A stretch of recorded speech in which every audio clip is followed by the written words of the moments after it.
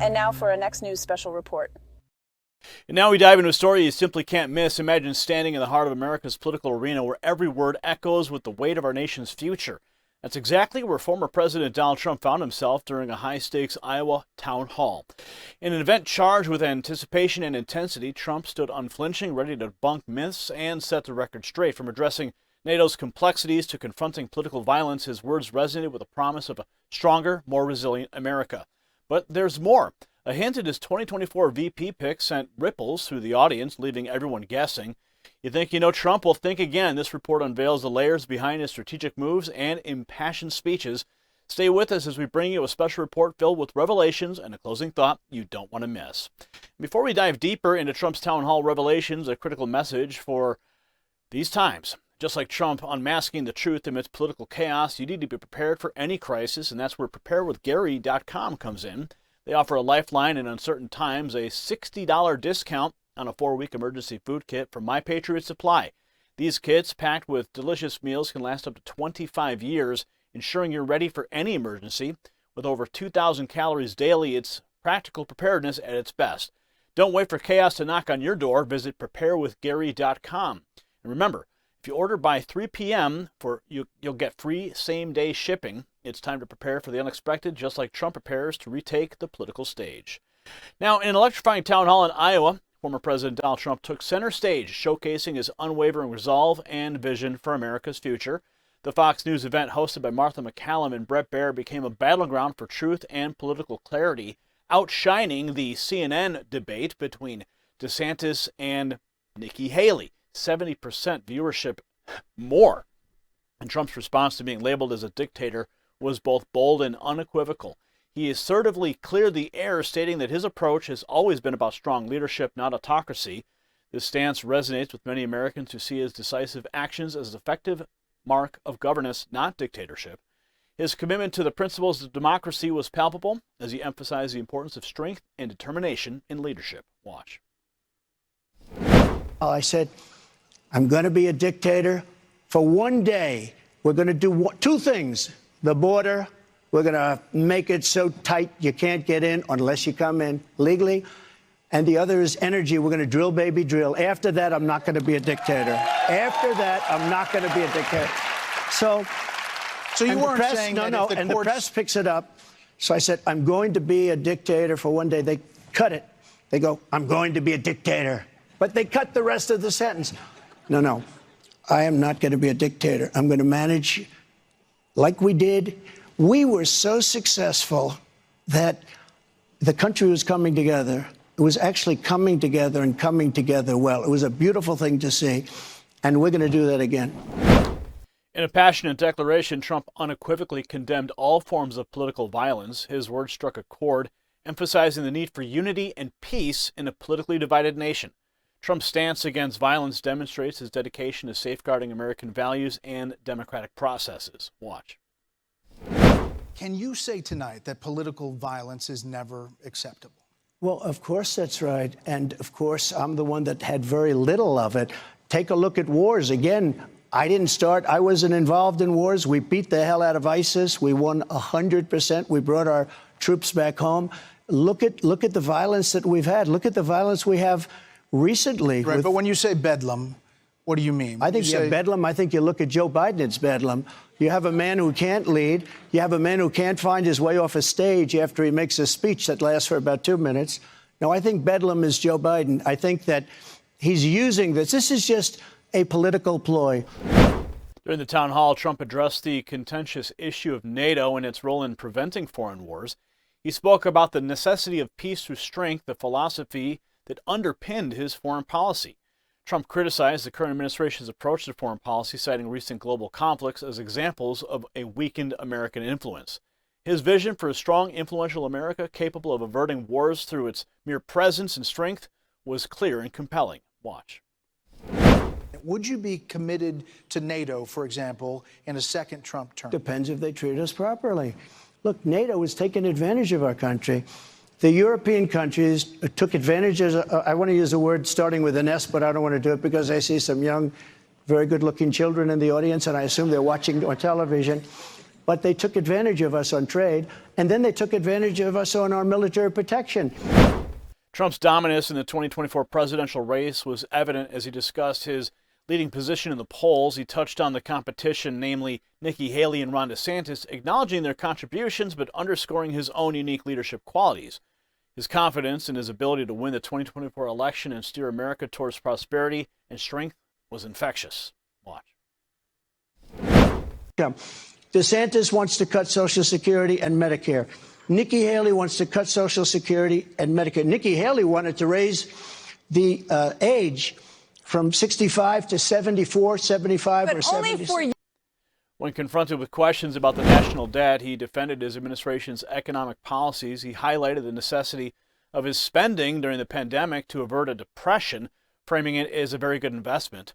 He criticized the current administration's economic strategies, advocating for debt reduction and a focus on energy independence, especially in light of the Green New scam. Watch. So I think we had very little chaos. I think we had tremendous success. And frankly, until COVID came along, and then we did a great job on that, too. We never got the kind of credit that I got on the economy, but we had the greatest economy in history. And you take a look at our numbers. The numbers were so much better than they are right now. We had no inflation. We were energy independent. We had so much energy. We were ready to start supplying energy, selling energy to Europe, Asia. We would have started to pay down our debt. And then when COVID came along, we had to do a little bit of a course change. But we had an incredible 4 years. Again, addressing the critical issue of border security, he expressed his commitment to implementing the largest deportation effort in American history. He described the current situation at the southern border as unsustainable, highlighting the need for decisive action to protect America's sovereignty and ensure the safety and well-being of its citizens. Watch. You've said that you can take care of the border in 24 hours after taking office. How will you gather the several millions that have already entered our country illegally and return them to their country of origin? Great question. It's not sustainable for our country. We have millions and millions of people here. It is not sustainable. Did you see in New York City where they're getting the regular students out and they're putting migrants in their place? We are going to have the largest deportation effort in the history of our country. We're bringing everybody back to where they came from. We have no choice. We have no choice.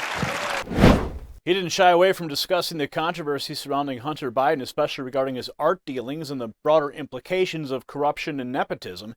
He drew parallels to accusations against his own business dealings, using it to highlight what he perceives as a double standard in the political and media landscape. Here's more. That's documents that say that nearly $8 million in payments to your businesses from foreign governments, China included, Saudi Arabia, while you were in office.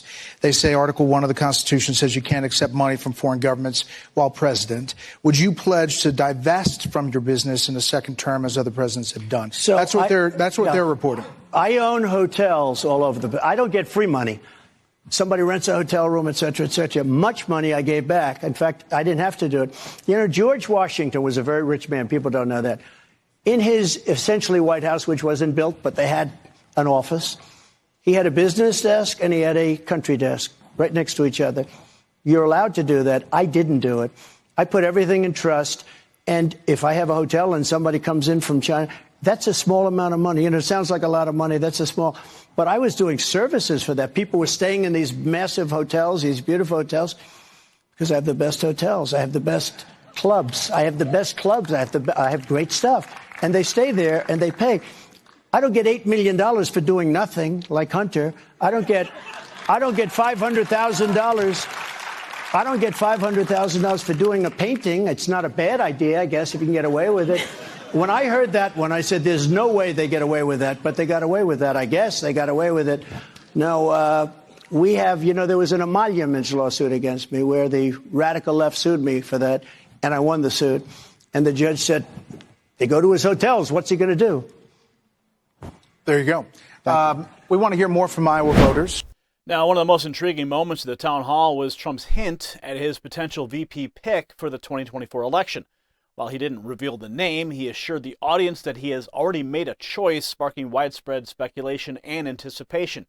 His ability to keep the public guessing demonstrates his knack for maintaining political interest and engagement. Here it is.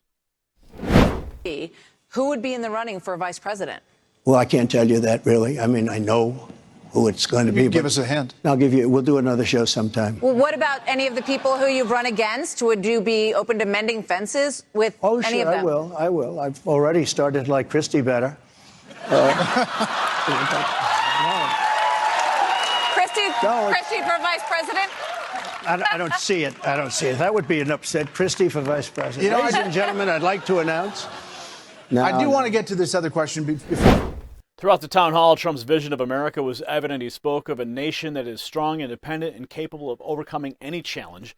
His dedication to American values, his commitment to economic growth, border security, and global influence painted a picture of a prosperous and secure future under his leadership. If you got value from this report, tap subscribe. And now, my final thought.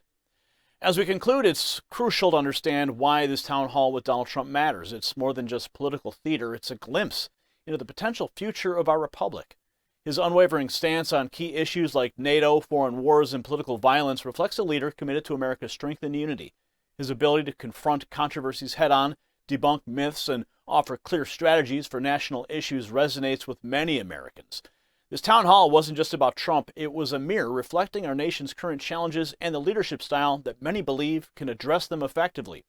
As we ponder the future of our great republic, it's clear that the principles of strength, decisiveness, and patriotism championed by Trump will continue to be at the forefront of our national discourse. This is the story of a leader unafraid to stand firm, a story that every American should hear and consider. Congratulations, you made it to the end of the video.